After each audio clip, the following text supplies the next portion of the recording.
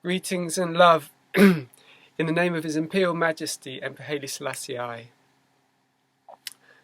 Today is April the 21st, 2020. It's a very important date. It's a very important date in the RasTafarian calendar because it's the date that His Imperial Majesty Emperor Haile Selassie of Ethiopia went on a royal visit to Jamaica, and this is the date he arrived, April the 21st in 1966.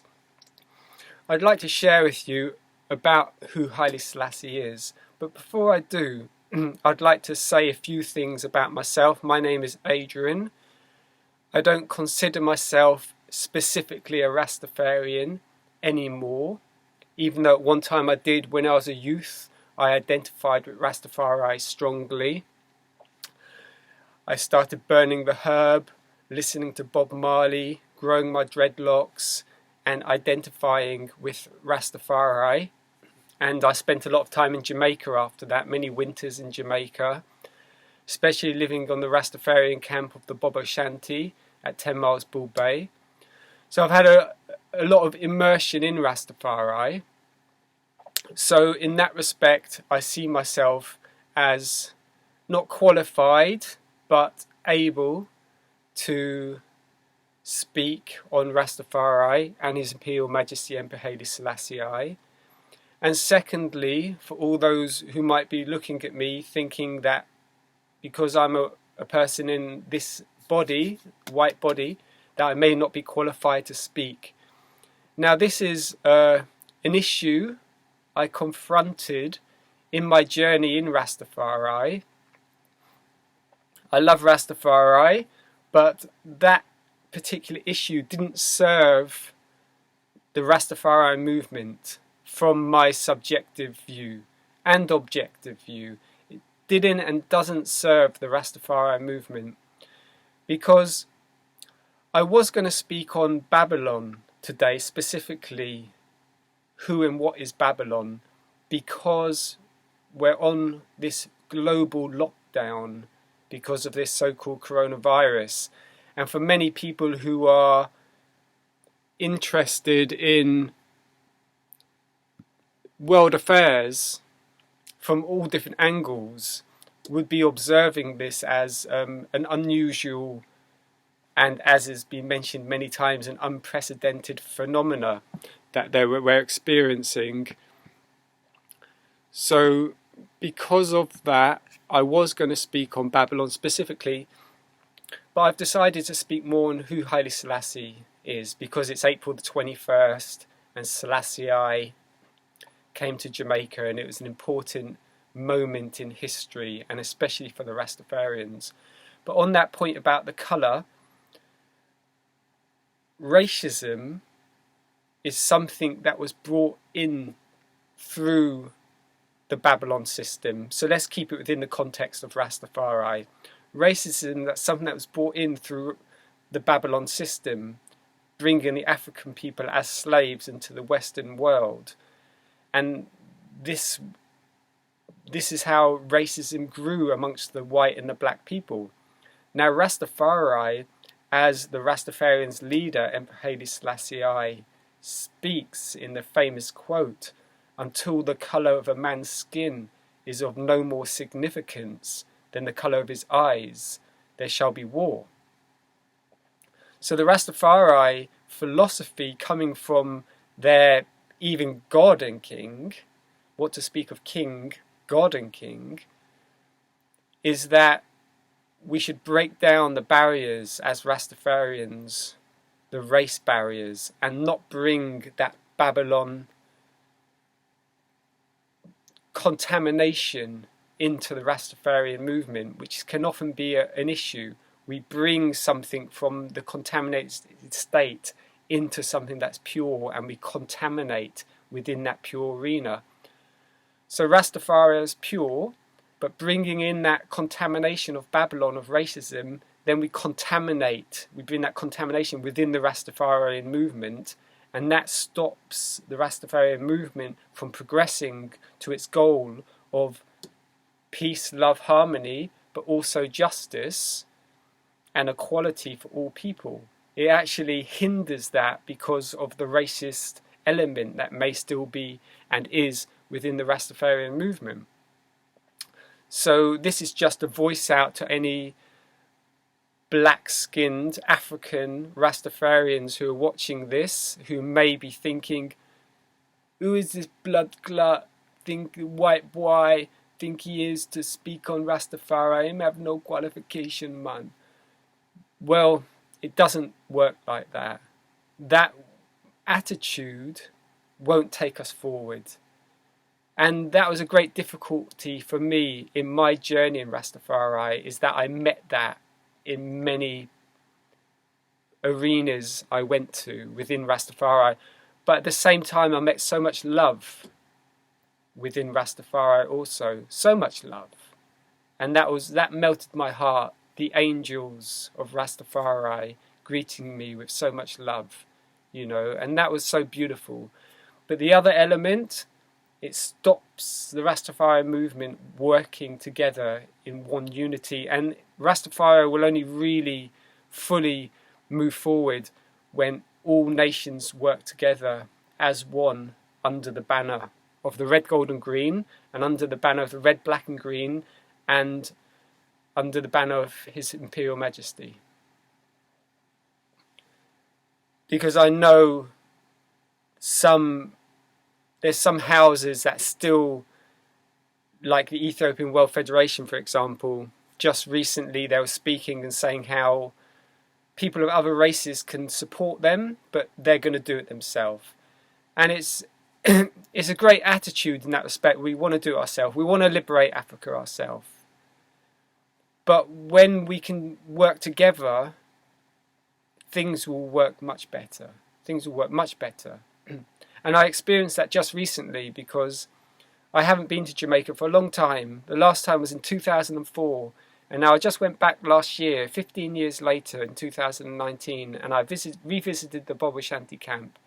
And the love, things had changed because it's like they've realised more that we're all going to do this together. Because at first it was a struggle. They just started themselves in Bacawal in 1954 with Emmanuel Charles Edwards as their leader. And they're coming from slavery, from poverty, a forgotten people. And they were doing it themselves. And they had a lot of mistrust towards white people. They may have never even seen a white person in flesh down in downtown Kingston until some of us started going up to Bobo Hill back in the late 20th century. But now they're seeing the sincerity of different nations who have come, and some have even returned to their homeland and established their own Bobo camps, a Peruvian Bobo camp, a Brazilian Bobo camp, a Chilean Bobo camp, many in South America now, with local people doing that. And this is what Emmanuel Charles Edwards prophesies, that every clime and nation shall return to their land and establish this righteousness, this liberty. But then the freedom of movement will be there, that we can all move around the world freely. This is what we want. We don't want isolation, and we want to be helping each other. It's love. Love is to help each other, to break down these barriers of separation and division, because that's what Babylon have done all these years, and that's why the world is in such a terrible situation. So the Rastafari movement is... Haile Selassie has shown us the opposite of that. He's shown us the love. That's the hate. But we don't want to bring that in. It's the one love. That's the aspect, the real aspect of the teachings of Rastafari, is the one love. And that's where we really have to get to. And I know for some black-skinned people it can be difficult, because Rastafari is also a black identity. It's an identity for black people, for African people in the Western diaspora who have lost their identity to a large degree, and they're trying to find that identity back, and the Rastafari gives them that black identity. And maybe they've been oppressed by the white people for so long. Not maybe, they have. So there's an understanding there why certain individuals carry what they're carrying towards the white people. But that's for these individuals in the Rastafari movement to clear that out, to clean that out, because it won't serve us as on an individual level, and it won't serve us collectively. And breaking out of the bounds of Rastafari, we're all one people, and it's for us to come together as one people. And it doesn't matter if you're black, white, red, yellow, or if you're Rastafari or not Rastafari. It's about uniting on a higher level that brings us all together, that we can all work together. And there's some beautiful pictures that epitomize that for me, which is when you see lovely pictures of different spiritual leaders like Jesus Christ and Muhammad and Lord Buddha and Emperor Haile Selassie, and many different spiritual figures sitting around a table, and they're in harmony. Even though their theologies may differ slightly, the essence is love, and they're in harmony with one another. So why do we fight against each other? Because we're not following our leaders properly. So that was my little rant. So thank you for bearing with me on that, because I feel that's very important to get across the importance of us to work together in one love and unity. So there's a very beautiful Cree that is often spoken in the Rastafari movement in honour of His Imperial Majesty Emperor Haile Selassie, who this is the focus of today because it's April the 21st, it's the anniversary of his visit to Jamaica, and many Rastafarians all around the world will be celebrating with Nyabingi drum sound. How they'll be celebrating particularly on this April the 21st, 2020, I don't know, because there is a lockdown, and for people to gather together, it's pretty much illegal for people to come together. I mean, people can get fined, even imprisoned at the moment for coming together. So there's a lot of virtual stuff going on, so I don't know how they're celebrating, whether they're just celebrating by themselves or if they've made some other arrangements. I'm not sure. Some people live in community, they can be there in community, but anyway, that's another matter. So the Cree is this: Hail to the King of Kings, to the Lord of Lords, conquering Lion of the tribe of Judah, elect of God and light of this world, His own divine majesty, Emperor Haile Selassie, first ancient king of creation, King Alpha and Queen Omega, the beginning without end, first without last, protectorate of all humans' faith and ruler of the universe. Very beautiful, and it's quite a title, but he was quite a man, and he wasn't an ordinary man. He was prophesied of his coming in the book of Revelation, chapter 5, verse 5, and chapter 19, verse 16, where it says, Behold, the conquering Lion of the tribe of Judah shall prevail from the root and offspring of Jesse, King of kings and Lord of lords. And on November the 2nd, 1930, Negus of Ethiopia was crowned in the royal house of Ethiopia and given those titles: Emperor Haile Selassie, which means power of the Holy Trinity, King of Kings, Lord of Lords, conquering Lion of the tribe of Judah. And this fulfilled the prophecy in Revelation 5 verse 5 and Revelation 19 verse 16. And at that time there was a group of individuals in Jamaica who were known as Garveyites. Leonard Percival Howell was a very famous Garveyite, followers of Marcus Garvey, who really was the forerunner of the Rastafari movement and really lifted the people up into their spirit of Africanness. And he said, look to Africa, for a king shall be crowned. The day of your deliverance is nigh. So when Tafari was crowned and given those titles, the Garveyites saw they were like black Christians but didn't follow the mainstream Christianity, obviously, and with all its persecution against the African people, why would they? They saw Christ as a different person to what was being portrayed by the white Christian philosophy that was being indoctrinated to them. They rejected that. After slavery, they were able to and have their own identity, their African identity, come back to that, because that's been lost. Even today it's very lost. You see a black person, they call them a black person, but when you see a yellow person, you don't call them a yellow person, you call them an Asian, and a white person's a European, but a black person, you don't call them African, because they've lost their identity. Unless they bring it back to themselves and call themselves African. Many don't even want to be associated with being African. They try and become like a Westerner. So much propaganda. So this Leonard Percival Howell, he saw this prophecy and he said, as a Garveyite, this is the man Marcus Garvey was telling us about. And hence the Rastafari movement was born. So it's a very spontaneous, sporadic uprising and creation of the Rastafari movement.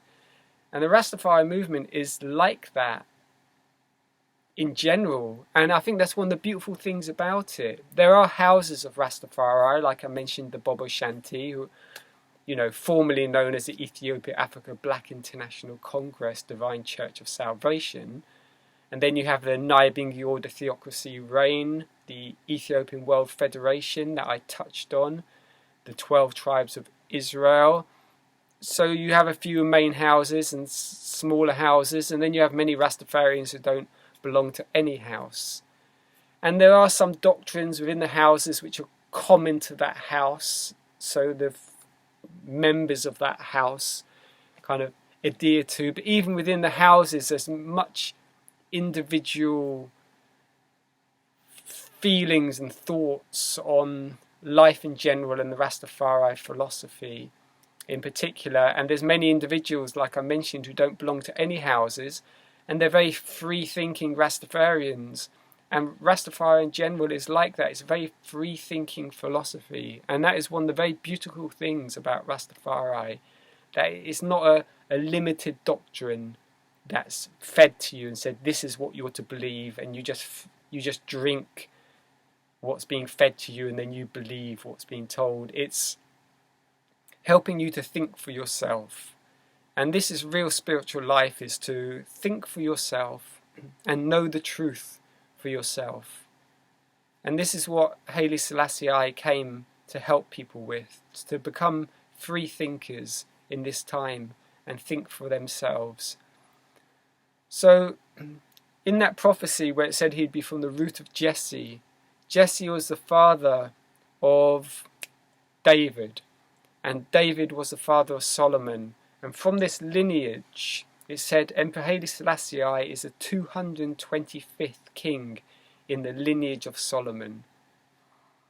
And there's a beautiful story that explains this, and I'm going to keep the story short, but it goes like this. At the time that King Solomon was the king, because it's a very important connection to the lineage, you see, from the root of David and Jesse. So when David's son Solomon was king of Israel, there was a queen of Ethiopia, and her name was Makeda, the queen of Sheba of Ethiopia. And at that time, the Ethiopians, they worshipped the sun and the moon, which was quite common back many thousands of years ago, all over the world. Here in England, our Celtic ancestors would also worship the sun and the moon and Mother Nature. And she heard of the wisdom of this King Solomon in Israel, and she was intrigued by what she heard, and she wanted to meet him. So she decided to go to Israel to meet him, and she arranged a great train of camels and servants went with her, and they took precious gifts for King Solomon from Ethiopia. And they crossed the land and crossed the water and came to Israel, and she met with Solomon. Now, while she was there, she united with Solomon. There was a great story of the wisdom of Solomon and how he kind of tricked Queen Makeda into uniting with her by putting a lot of salt in her food and making her thirsty, and she drank this water without asking. And it was said if anything was taken without asking, then this would be, you know, the deal with that. She'd have to unite with this King Solomon. So when he approached her saying, "You drunk the water that was put in your room at night," she said, "Well, it's only water." And he said, "Only water? Who can live without water? It's one of the most precious things in the world." So in this way, there was a play of energies between them, and destiny was fulfilled. And she returned to Ethiopia. And before she left, he gave her a ring. He said, it's known as the Ring of Solomon. He said, if you conceive and you have a son, give your son this ring. And sure enough, she did conceive, and she did have a son, and his name was what was his name? It wasn't Menelik. Was it Menelik? Menelik the First? I think it was Menelik the First, but I'd have to recheck that. I'm just speaking off the top of my head, so forgive me if I made a mistake there. And if I have made a mistake, please correct me in the comments below. But I think it was Menelik the First.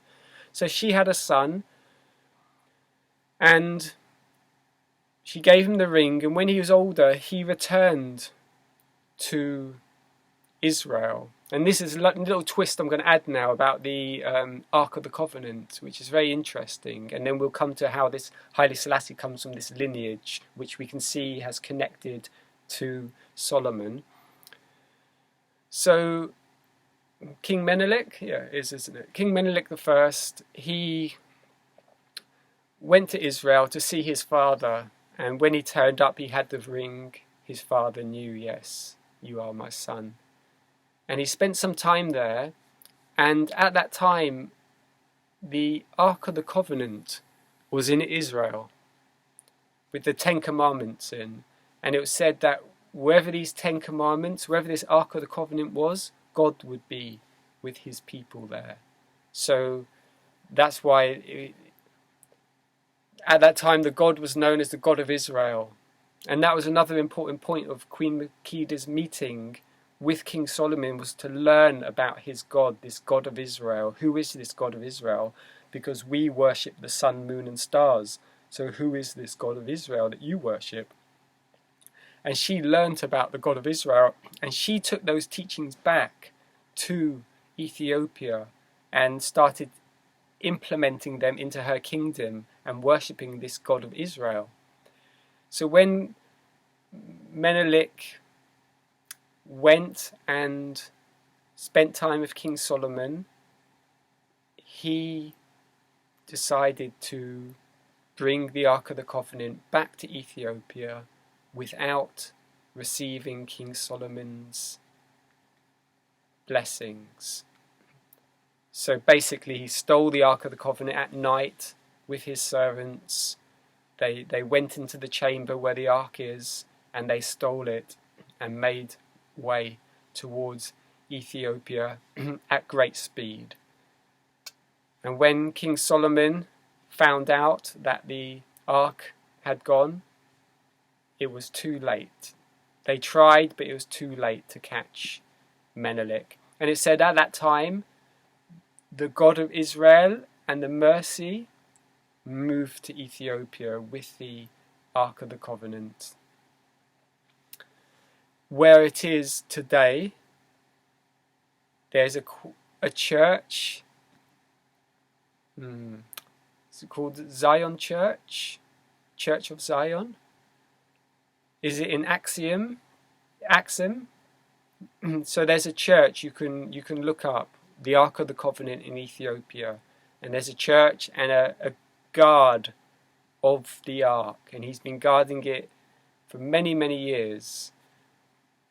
I haven't looked for many years now, so whether it's the same guard, because he was very old when I did see some years ago, but he's been guarding it for many. Only he looks on that ark, because it said if anyone is impure and looks on the ark, they will surely face death.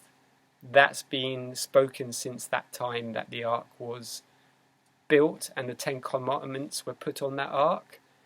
Only the pure could look on that ark and live. So he's been guarding that ark for many years. So at that time, a history book was written called the Kebra Nagast, Glory of the Kings, and in it was the first king, the son of Solomon, King Menelik I. And from there, 225 kings have come down in that Kebra Nagast to Emperor Haile Selassie. So he's 225th king in the lineage of King Solomon. So he's from the root of David and Jesse, like Jesus Christ of Nazareth is from the root of David and Jesse. So also Emperor Haile Selassie is. So in that respect, he's not an ordinary person. He was born in a royal household of Ethiopia. That is not ordinary. And he was a very intelligent child. By the age of 7, he could speak many languages, and he wasn't so interested in play. He liked to study. He was very diligent in his studies, and he was extremely intelligent. And his destiny was to become the King of Kings of Ethiopia. And from that, prophecy fulfilled, and the RasTafarian movement was born. So, and what is the significance of the RasTafarian movement? Well, that's what I'm going to speak about next time, because it's many things, but one thing it does very beautifully, it exposes Babylon, the mother of all harlots, and the abomination of the earth, as the book of Revelation calls her. The mother of all harlots and the abomination of the earth. And the Rastafari movement exposes Babylon very wonderfully, because, let me speak about it a bit here, why not? Let's just do it now. Because many religions are in affiliation with the system. The church and the state, they work together. And many spiritual movements don't want to look negatively at the system. They just want to be in their bubble of spirituality and everything's wonderful, and let's pretend everything's really nice.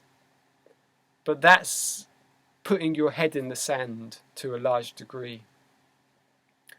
I'm not saying all spiritual movements are like that, but there are some New Age spirituality which is very a little bit fluffy, and it doesn't like to look at certain things that are going on in the world because it's being negative, and we don't want to be negative. But it's not being negative, it's just seeing things for as they are. If we want to get pulled into that and become all negative and all depressed and all doom and gloom, that's up to us. That's a different story. But just to see things for what they are is not being negative. It's just seeing with an open mind and seeing things for what they are and not burying your head in the sand. So the Rastafarian movement is very good for that, for exposing, you could call it the wickedness of Babylon, because they know firsthand. They've had first-hand experience in very recent days of the torture they experienced at the hands of the white people, at the hands of the Babylon system. So it's much harder for them to deny and to live in ignorance. There are some who have been trying to blend in with the white world, and there's been a general theme that the lighter your skin becomes, the more you can be accepted into the white world, and it seems like there's a lot of truth in that. I think even in schools in Jamaica, it's like if you're brown, you can stick around, but if you're black, get back, get back. So it's not a theory, it's very factual, and that has spread across the whole world like that. So black people have been the brunt of brutality, and they felt it from the days of slavery. And it's explained that we carry the trauma of our foreparents. We carry the trauma of our mother and father, of their mother and father, etc. And until we can clear that out ourselves, we will pass that on to the next generation. So that's why it's very important for us to become conscious of what we're carrying, conscious what we've brought with us, what's been carried down through our lineage, and to clear that out to make the change for the next generation. So black people in the Western diaspora in this time, and from Jamaica in particular, because Jamaica is very significant. Firstly, it's where the RasTafari movement first was established, and that's no coincidence, because the most rebellious slaves were kept on the island of Jamaica, where others could be sent to the Bahamas or this island and be house slaves, etc. But the very rebellious ones were kept on the sugarcane plantations in Jamaica, and were very brutally beaten, tortured, raped and killed. And these are the ones who didn't want to let go and wouldn't let go of their African roots and their African heritage. These were the warriors in every sense of the word. And that got carried through to the Jamaicans of the 1930s, who first identified as RasTafari. That knowledge was kept alive. It could be said through the African shamans who came into slavery with them and held the space and held that knowledge and kept it alive for the generations coming through 400 years of brutality, and still not to lose their identity and not to lose hope. Can you imagine what those individuals went through? Now all that trauma is also being passed down. So Jamaica is very significant, and this is why the movement started there, and this is why it's a powerhouse. If you ever go to Jamaica, it's a powerhouse of energy, from the Babylon to the RasTafari in such a small island. And the RasTafari, and this is what my point is with the Babylon system, not only do they acknowledge Babylon, because how could they not, but they expose Babylon within their culture of RasTafari. They expose the belly of the beast. They reveal it to the people. They don't live in any pretense that everything's wonderful and we're all in a fairyland of beauty and joy and bliss because we're all in connection with the Supreme Divine. Yes, that is there, but to expose the wickedness of Babylon is a wonderful aspect of RasTafari, because it's very important for the people to know where we're living under, who we're living under and what we're living under, because people in general are sleeping. We are sleeping. We need to wake up. We need to wake up now. Now is the time for us to wake. And the more people that wake up, the more momentum we can get to free ourselves from this system that doesn't serve the masses. And this is really important, and it's an aspect of the RasTafari movement. and it's a big aspect. So even though the Rastafari explain that they're non-political, non-violent, which a Rastafari is, still they stand up for freedom, equality, equal rights and justice, and they want repatriation to their motherland of Africa and reparation. So they're calling on the world heads of states for justice. They want justice, and they're calling on the world heads of states for it. And they're exposing the wickedness that was done to their race. And not only to their race, it's been done to us all. The English people were brutalized at the time of the Roman invasion. And we've lost our culture long ago. At least the African people, the Rastafari, are still in connection with their roots and their culture. Are we? Most of us are not as English people. What is being English anymore? Even though theoretically I'm not English, I'm from Jersey Channel Islands. But still, what is being English? We have the world of people we've lost our roots and culture long before the Africans were taken from their land. So we're all under this spell of illusion that everything is okay.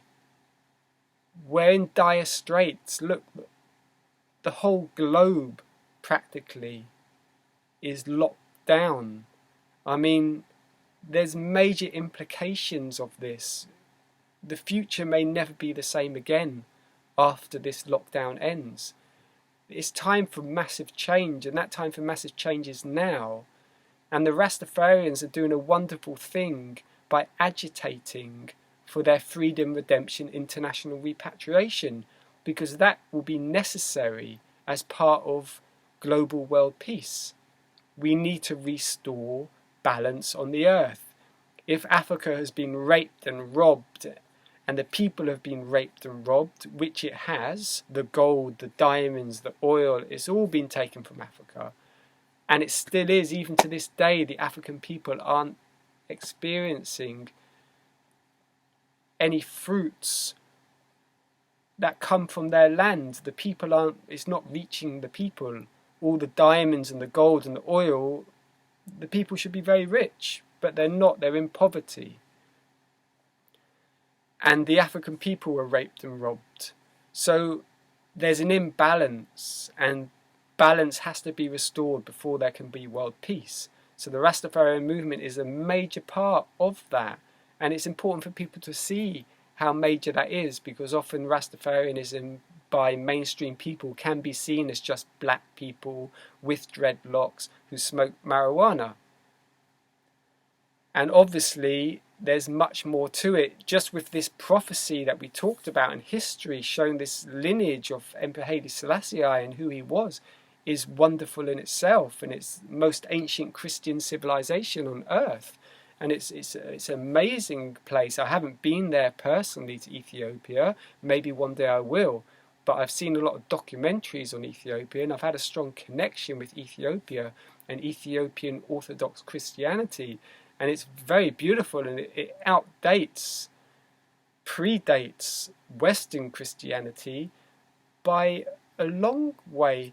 But are we interested in connecting with Ethiopian Christianity and seeing what it is and what it can teach us? Wouldn't you think that as Christians, not that I identify myself as a Christian, but many people in the West do, wouldn't Christians and wouldn't the leaders of Christianity be interested and be shining a light on Ethiopia to say, well, share with us your ancient Ethiopian history, Christian history? No, it's almost like it doesn't exist. What, you claim you have the Ark of the Covenant with the 10 Commandments right now in Ethiopia? We're amazed by this. Let's all work together. But that's not happening. And that's not a surprise, because the church and the state, they're working together. So they have no interest. So it's important to wake up and see things as they are, without becoming depressed, without feeling helpless, or become apathetic at, you know, what we're against, because David slew Goliath, and David will always slay Goliath, and in this time David will slay Goliath. And we are the Davids, and the big tyrannical system that we're up against is the Goliath. But we shall slay Goliath. So it's important to have no fear and to stand up. So there needs to be balance. The third world, first world, that all has to come into an equal balance, and people can move around the world freely. So the RasTafari movement has a big part to play in that, and I'm just really infused today because it is April the 21st and Haile Selassie went to Jamaica on this day to connect with his people there and to give them hope, to give them encouragement, and to show them that he's with them, and yes, he is their God and King sitting on the throne of Ethiopia, and he gave them land in Ethiopia, in Shashamani, for them to return to. So he is showing that solidarity, and he went there for his people. He didn't go there for the government leaders. They got coffins from him, where the Rastafarians got medals. The government leaders got coffins. So that was their little gift from Haile Selassie, a coffin, and the Rastafarians got medals. So you can see who he went there for. So thank you for listening. And we shall continue. And I think next time I'd like to really focus on the Babylon system and open that up, because it's a really important thing. First be conscious, then be God conscious. You can't really be God conscious unless you're conscious, because you're just going to be living in a bubble, and whatever you get fed in whatever God conscious arena you're in, you're just going to believe and be in this bubble, and it's very closed mindedness, and it won't serve an individual. So first we have to be conscious and awake and realize the tyrannical system we live under, and not to be deceived by that. And we need to set ourselves free. And yeah, freedom comes from within, and ultimately freedom does come from within. So wherever we are, we can be free.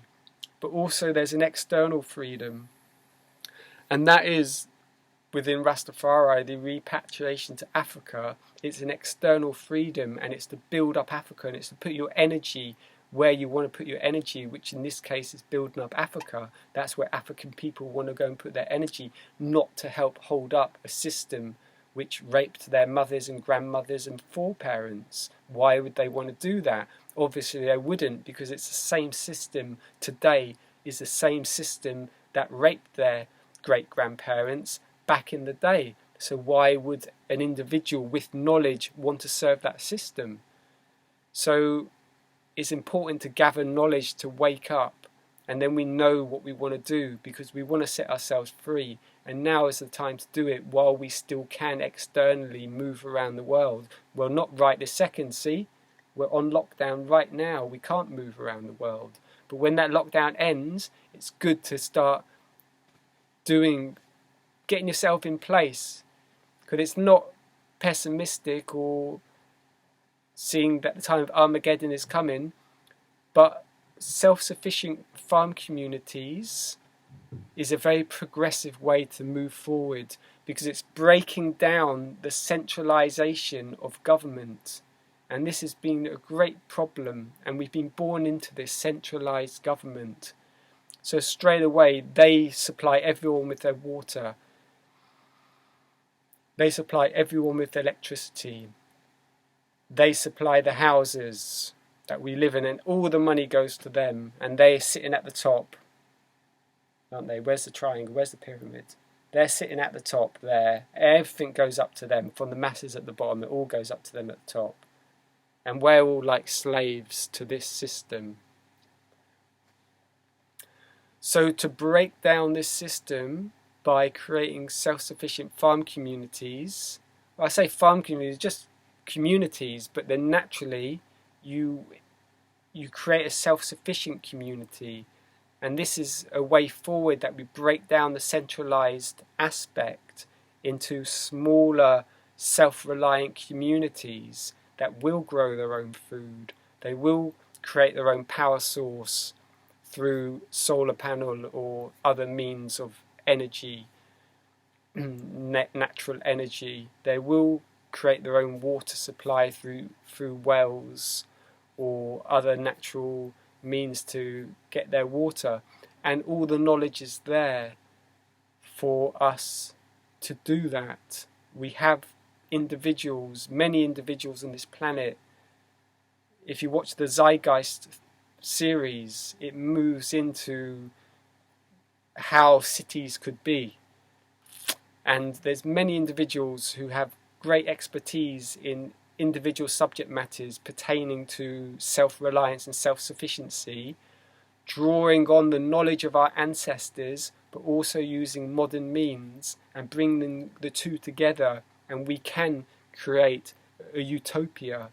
And this is what the Rastafarians are working hard towards, to create the utopia, but by getting their equal rights and justice while on this earth. And this is where Haile Selassie is very important, because he's the crown head of this movement. He's the king sitting on the throne representing the people. And he can be anyone's king. You don't have to be born in Ethiopia for Haile Selassie to be your king. Like I'm in England right now, but Queen Elizabeth II isn't my queen, because she doesn't represent the people, where Haile Selassie represents the people. So if I'm going to look to a king or queen, I'm going to look to someone like Haile Selassie, because he's a representative of the people and he represents us. And this is what we need. We need a strong, virtuous, righteous king or queen on the throne. And we had both there. We had King Alpha and we had Queen Omega. And that is what is needed, a king and a queen to represent the people. And Haile Selassie, he's representing us, and the Rastafarians who work through him, work in his name, are doing a great job. And we all can work together, whether we call ourselves Rastafari or not, whether we have dreadlocks or not, whether we have beard or not. These things are not as important as this. The heart. The heart is the most important thing. And the man says, give me your heart for your kingdom. And this is what is necessary. It's your heart for your kingdom. It's not your hair for your kingdom. It's your heart. And you have to put your heart in the right place and do the work.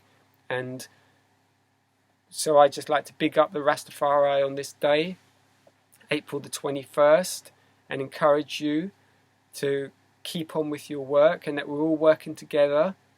And to know that, to don't think that everyone is your enemy, or everyone outside of Rastafari is your enemy, or everyone who's not black is your enemy. It's not like that. It's one heart, and we have the same blood that flows through everyone's veins, isn't it? And we're one people. And many people know this, and many Rastafarians know it as well.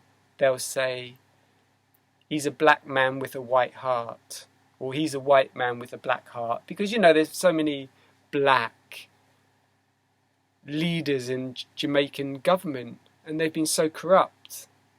Anyone who knows Jamaican history will know how corrupt they've been, how they've been oppressing the Jamaican people for many decades and centuries. But they're black. So we know it's not the colour of the skin. It's the colour of the heart. And we're all one people, and it's having that consciousness to work together. And that's what's really important, to break down the barriers that divide us. And that's the quote I mentioned earlier from Haile Selassie, and it's the quote I want to mention again. Until the colour of a man's skin is of no more significance than the colour of his eyes, there shall be war. And Haile Selassie really wants us to work together as a people of this world, because we can help each other and know that we're not enemies of each other, but we're one people on this planet, and it's really important for us to work together. So thank you for listening, and I look forward to sharing with you again. So blessed love, keep up the strength, keep up the spirit, don't let the system get you down, and we shall overcome one fine day. Blessed love.